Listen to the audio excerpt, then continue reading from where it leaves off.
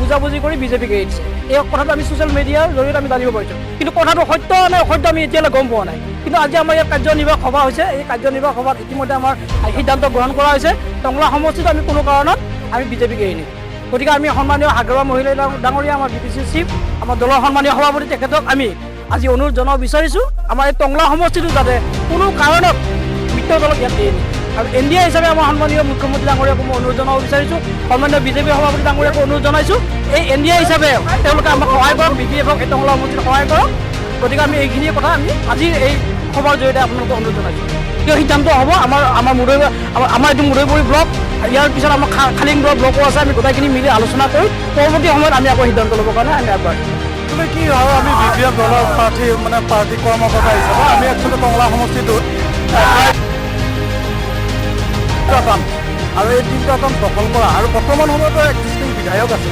তাৰপিছতো কি কাৰণত ধৰ NDA প্ৰাৰ্থী BJP দলক এৰি দিব খুজিছে বা BJP হ'ব, ইয়াত প্ৰাৰ্থী হ'ব বুলি শুনা পাই আছে, এই কথাটো আমি বুজি পোৱা নাই। কাৰণ আমি যিহেতু ইয়াত হাৰা নাই, কোনো কালে আমি হাৰা নাই, ইয়াত MPLA জিকিছে।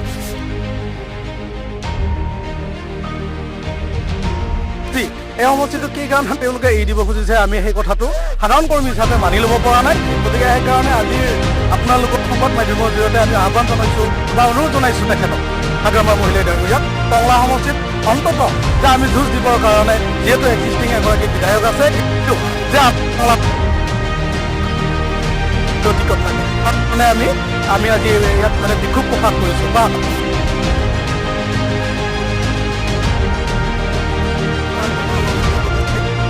হ'বই। কাৰণ দলীয় কৰ্মকৰ্তাৰ আৱেগটো অকণমান বেলেগ দলীয় হাইকমাণ্ডতকৈ। দলীয় কৰ্মকৰ্তাৰ যিটো আৱেগ অনুভূতি, এই কথাটো আমি বুজি পাওঁ। মিত্ৰতা ধৰ্মটো আমি 2016 চনত বিধানসভা নিৰ্বাচনত যেতিয়া সৰ্বানন্দ সোণোৱাল মুখ্যমন্ত্ৰী হয়, সেইবেলি 2016 চনতো মানে মিত্ৰজোঁট হৈছিল BPF। গতিকে সেই চনৰ পৰা 2019 চনতো লোকসভাত মানে মিত্ৰজোঁটৰ প্ৰাৰ্থী আছিল ইয়াত দিলীপ শইকীয়া ডাঙৰীয়া। কিন্তু মিত্ৰজোঁটৰ ধৰ্মটো আমি ক'ৰবাত পালন কৰা আমি দেখা নাই। 2019 চনত যেতিয়া মানে MP ইলেকশ্যন হয়, তেতিয়া দিলীপ শইকীয়া ৰমেন ডেকাৰ পৰিৱৰ্তে ইয়াত আমাৰ প্ৰাৰ্থী হিচাপে আহিছিল। আৰু আমাৰ ওদালগুৰি জিলাখনত মিত্ৰজোঁটৰ যিহেতু চৰকাৰ আছিল, গতিকে আমি গোটেই পাৰ্টত মানে MLA আছিল 4টা MLA, 4টা MLA পাৰ্টত যিমানখিনি সভা সমিতি BPF-ৰ এখন কলাইগাঁও মহাবিদ্যালয়, এখন চেঙাপথাৰ। গতিকে চেঙাপথাৰখনত বিশেষকৈ আমি উপযুক্তভাৱে গম পাওঁ ধুমুহা বতাহটো নেওচিয়াই আমি অনুভৱ কৰিছোঁ। 16 সম্ভৱতঃ এপ্ৰিল হয়, 2 বহাগ। গতিকে বিহুৰ আগে পিছে চিন্তা কৰক, এতিয়া আমি নিশা 2 বাজি গৈছে, 2 বজাত ঘৰতে আকৌ 4 বজাত আহিছোঁ। কাৰণ সভাখনৰ কাৰণে সেই তাৰিখত বহুত ধুমুহা আছিল। ধুমুহা বতাহ আপোনালোকে জানে। তো তাৰপিছতো আমি বহুত কষ্ট কৰি সেই সভা সমিতিবিলাক কৰিছোঁ। কৰাৰ পিছত তেওঁ জিকিল, আমি ভাল পালোঁ। ভাল পোৱাৰ পিছত আমি আনন্দিত হৈছোঁ। কিন্তু যেতিয়া 2020 চনত BTC বা BTR নামেৰে নিৰ্বাচন হ'ল, তেতিয়া মানে যিটো গালি গালাচ আমি শুনিলোঁ, আমি সাধাৰণ দলীয় কৰ্ম হিচাপে শুনিলোঁ, কিন্তু আমাৰ সহ্য হোৱা নাই। কাৰণ দিলীপ শইকীয়া ডাঙৰীয়াক BPF দলে যথেষ্ট অৰিহণা মানে কষ্টত জীৱ বুলি আমি তাতকৈ ক'ব পাৰোঁ। কাৰণ সেই দলটোত যেতিয়া একমাত্ৰ ৰাজনীতিৰ ক্ষেত্ৰত ইমান বেয়াকৈ ক'ব আমি সাধাৰণ কৰ্মী হিচাপে আমি গ্ৰহণ কৰিব নোৱাৰোঁ।